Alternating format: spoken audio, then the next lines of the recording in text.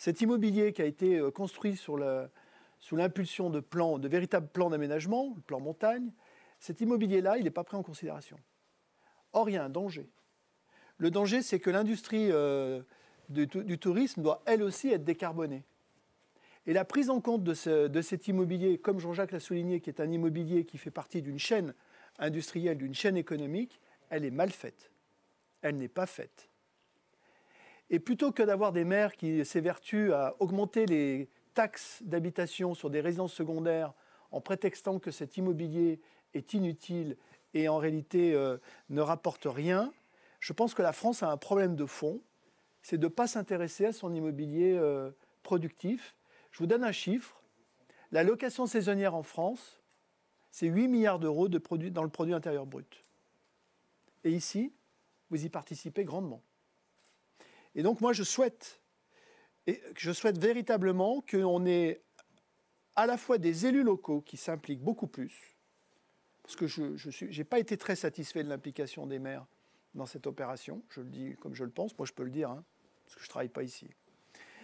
Je pense que les maires des grandes stations de ski n'ont pas perçu les enjeux d'une industrie décarbonée, et je pense que demain, si la Suisse le fait avant nous, si l'Autriche le fait avant nous, on va avoir un problème.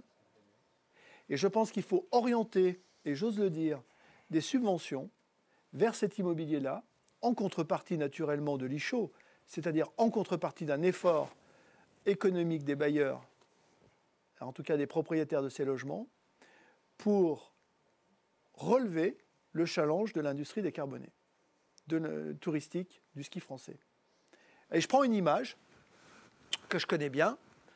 Il faudra quand même m'expliquer pourquoi, à Tignes, on chauffe au fioul nos logements, au pied d'un glacier qui fond, au-dessus d'un barrage électrique, qui envoie en fait son énergie France entière. Et je pense qu'il faut reposer les fondamentaux de l'industrie touristique française, et en particulier de l'industrie touristique du ski.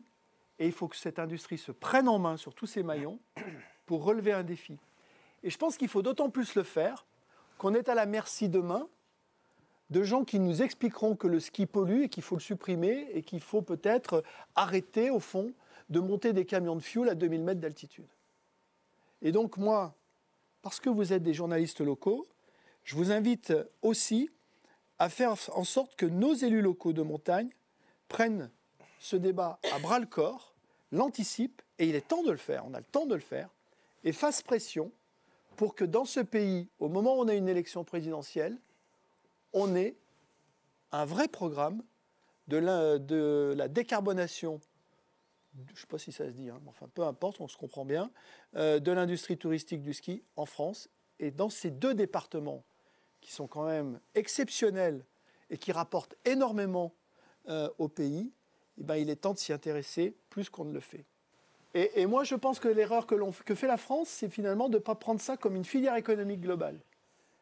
Alors cette filière économique, rappelons-le, elle est très importante. Alors si j'élargis en plus, au-delà du département des Deux-Savoie, à tout l'enjeu de la côte languedocienne ou en tout l'enjeu même de la côte atlantique, comme on est quand même une des premières destinations touristiques mondiales, encore une fois, je trouve qu'il y a là un challenge, hein, un Green Deal à avoir avec l'ensemble de la filière pour dire, eh bien la France, elle va décarboner sa chaîne touristique et le logement est un maillon essentiel dans cette approche et ce serait extrêmement valorisant pour notre pays et pour, à mon avis, les futures générations qui vont s'intéresser à nos sports et au ski que j'adore. Et à la montagne plus globalement. Et à la montagne globalement, bien sûr.